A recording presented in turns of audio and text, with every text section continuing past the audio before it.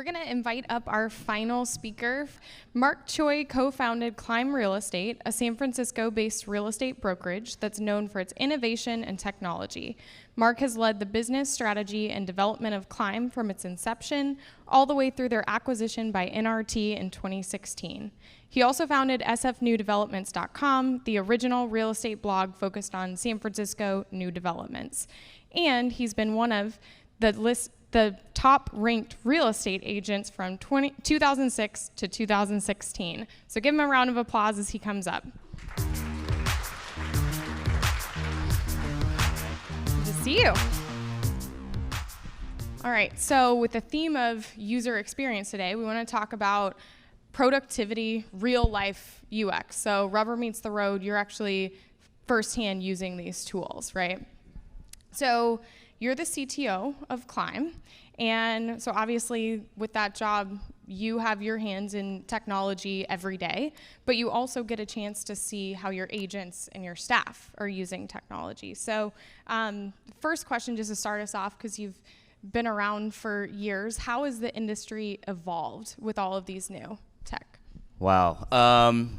So I started real estate in 2005, I believe, and back then, Facebook and Twitter were barely around, right? I'm not exactly sure the start year, but back then it was, as you can tell, life has changed. Our entire city has been transformed into this very expensive, hard to live in place full of tech and robots and self-driving cars, and bike sharing and scooter sharing. You're lucky that San Francisco put a halt to the scooter sharing, because otherwise you'd be walking all over these scooters littered all over the ground. Now, I love those scooters, but it was kind of a hassle and nuisance. But yeah, things have changed quite a bit. So many startups you could shake a stick at, and and when you think about it from an agent's perspective, you really have to put yourself in their shoes, and not, I'm a double E, I was a former programmer, so what I like to resonate with, or what I like to use, is going to be very different than what an agent uses. So, I think the landscape has completely changed in the last 10 years, and I think it's only getting better or worse. Depends how you look at it. So when you think of how these agents are using apps and what their needs are, let's say you guys watch them use something brand new. Do you think it's an immediate hit or miss if it's successful or not, or do you think apps sometimes fall somewhere in between? Yeah, they fall in between. I think a lot of times agents will send me stuff and say, hey, check this out, I think it's really cool. And then but I don't think it's cool sometimes, and I'm like, why is this cool? I'm not really sure if I'm getting it. So then what I'll do is we'll use Slack or some other, usually Slack, and we'll just post it out to all the agents and really get some feedback as to what people resonate with and what agents resonate with. And so we really let it grow organically. If the agents like it, and if they like it, and more importantly, are they using it, right? And if they're using it on a daily basis, then I changed my opinion about it. I'm like, okay, well, if they like it, that's a good sign. And I really try to take my own brain out of it. And, as they say, with startups, you have to iterate, because the designer and the coder and the founder of the company is not really going to know exactly what the customer wants. So it's about finding, quote unquote, product market fit. You need that more than ever with agents today, because and not only that, agents, they're not just one type of real estate agent.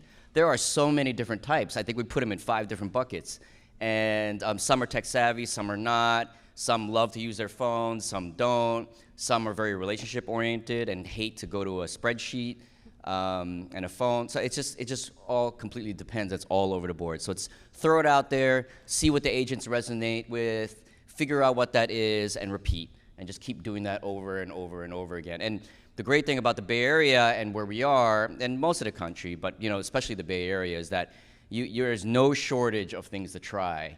And it gets kind of annoying sometimes because there's a lot of stuff out there that should not be an app or should not be a business. How many people in the room are actually local to San Francisco? Is there a good group here? Not many. A lot have traveled in. Okay. So Climb has actually put user feedback consistently into practice because you guys have something called Climb Labs, right? So how valuable has that been to your business of just getting tech into agents' hands and getting that feedback? Yeah, Climb Labs is really core to Climb Real Estate. It's really an incubation hub, I would say, an innovation hub where we test and try and trial all kinds of different products. And it's a great place because the number one thing for a startup or a vendor is agent feedback and agent usage. So they could build the nicest product in the world, but for them to go to find users, to find brokerage beta partners is very difficult for startups. It's an extra step. So we make it easy for the startups to try their products with us, and our agents love it because they get to try things early, and they get to utilize things that work, and they're able to brag to their clients and to their sellers that, hey, we're on the latest on technology out there. So, a couple examples of things that have come through Climb Labs is Matterport. We were the first brokerage to try it. The biz dev, part of it was we're cheating a little bit because the biz dev person was my actual personal assistant. She had left Climb, and she was an agent with me. Yeah, she was an agent with me, and we worked as a team, and then she joined Matterport, and she joined as a biz dev role, but she said, I know the perfect firm that could try this technology, and it was Climb. A couple other things are, like Real Scout, for example, Disclosures.io, which is very big in the Bay Area. High Note is another one. I don't know, it goes on and on. Those were all things that you tested at Climb. Yeah, things we tested and we rolled out. There's a couple that I'm missing out of my head, but Chime is another CRM that we were really early on in the development of and giving feedback on. And now it's one of the best, if not the best, sort of lead CRM out there.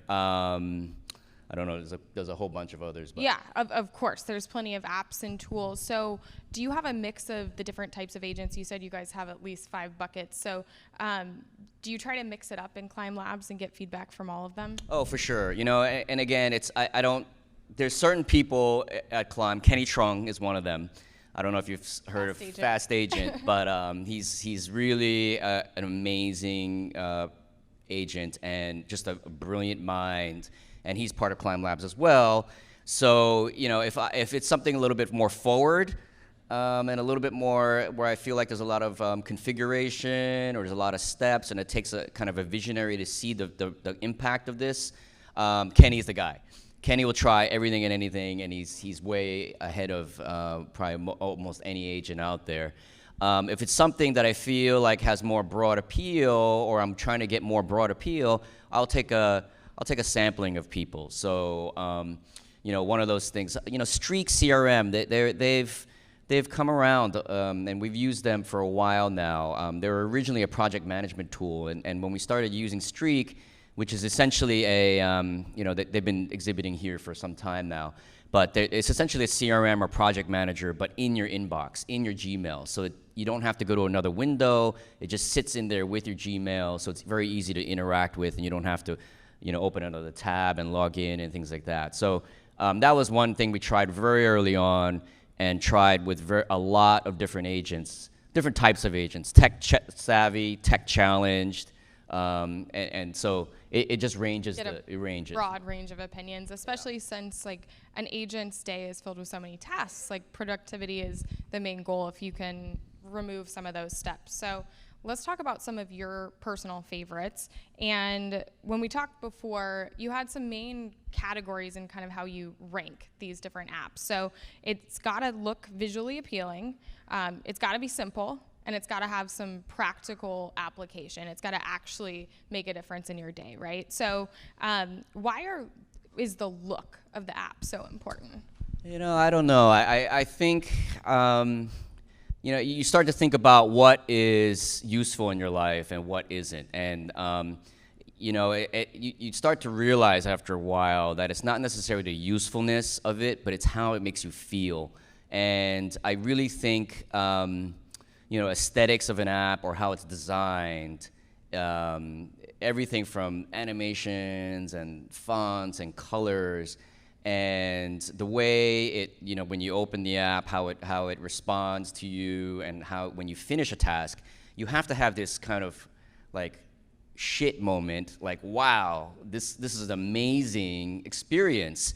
And experience is all about not just speed and practical usage, but also how it looks, how it feels, how it operates in your hand. So not in just in your hand, but also on a computer. So I think design and experience is and the look of something, UX, UI, all those buckets go together, is very hard to get right. And those that get it right really tend to delight the customer more, and the customer being the agent, the client, the lead, and as well as us. So You have like a surprise moment that you weren't expecting. a surprise moment that you weren't expecting. Yep. So simplicity is also important. So you favor apps that are simple and really stick to their core purpose rather than being overly feature heavy. So why is that? Yeah, I think, the features just basically mean more decisions, right? And the more decisions you have, the more complicated it becomes. So obviously, you can't have a simple app that has a million features, right? So but you can't have a very useful app if it doesn't have some features. But you got to have some very simplified features where 80% of the features 80% of the use cases are using one or two features. And we're not just talking about making it less complex for the initial onboarding, it's daily use of that app, right? Onboarding is critical. I saw one app one time where the onboarding of the app required to answer literally about 50 questions. Too many questions. It was 49 too many. Right. So, but the app was super useful in its purpose. But and so the app, in case you're wondering, it was essentially a California licensing app, and so the app was designed to make sure that agents are following the California real estate licensing rules. But it was really, the onboarding was terrible in that regard. So onboarding's got to be easy. The minute you have to start entering your name and your email, which sounds ridiculous, but literally, if you have to enter your name and email, it's almost like strike one, especially in this day where you can just connect your Facebook or LinkedIn or something to have that automatically filled in. That is very critical, as well as the everyday usage. Great. Yep. So I know it's not like a sexy app or anything new, but we talked about email a couple times a day. That's crucial to any agent's business. So what have you been able to do as far as like just maximizing that experience by taking out a few extra steps? I know you're I'm really not a big fan of email. I think a lot of people feel this way too. To the extent that you guys actually banned. Yeah, we've emails are just out of control, right? You get to your inbox, and you always have to get to your inbox. I got to get to my inbox today. Shit, I got to go back to the office to get to my inbox. I got to get to my inbox. I mean, it's like ridiculous. And I literally bet, and I've tried this actually, I bet if I deleted all of my email for the day, right, that I wouldn't miss very much. Like maybe one or two are very, very critical, important, but 99% of it is either stuff you didn't ask for, stuff someone's giving you to do, spam, some agent promotion, some vendor promotion. I mean, think about it, you spend all of your time on email, deleting things or categorizing things or archiving things. I think it's just such a waste of time in my book. So we banned emails between agents within the company, and it's you know, at first we're like, what are you doing? But you replaced it with something better, right? Yes, of course. So we don't ban emails between agents, but we No ban spamming everyone in the brokerage. So we replace it with messenger apps. So we started with Yammer. We tried Yammer. You know, that didn't work out so great. Slack was the one that really worked for us. And you know what makes Slack great is you know, things are in channels. So there's context around the email. So there's certain channels that you're going to go to because they're you know that they're critical channels that you want to monitor. And there are other channels like, oh, find me a plumber in Walnut Creek that maybe are not critical. So like we have one channel that is, you know, resource recommendations. So you'll check that every once in a while to help agents, and agents will do it to help each other, or they'll post things for their needs. But you know it's not super critical that you got to get on right now. So the great thing about Slack is that it provides context to your messages, whereas email, you get an email and everything is in one box. You know, and you try filters. Everyone's tried to filter. You know they don't work. You said it's basically like the task list that everyone else is Yeah. doing. So someone wrote this, and I wish I said it, but it really resonates true. You know, your inbox is essentially a to-do list created by everyone, given to you by everyone else in the world.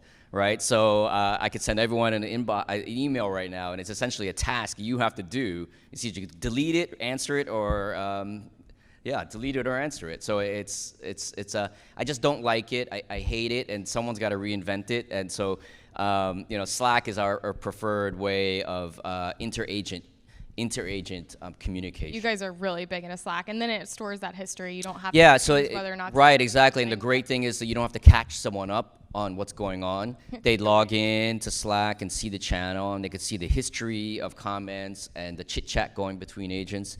You don't have to worry about reply all. You don't have to worry about CCing people, and you know how the CCing gets when you start adding 7, 8, 9 people to things, and then everyone replies, oh, it's just a mess. It's just such a mess. So it's a productivity killer in my book, and I really, even my wife, who I love to death, obviously, I tell her not to email me because they get lost in my inbox, and I miss these crucial things.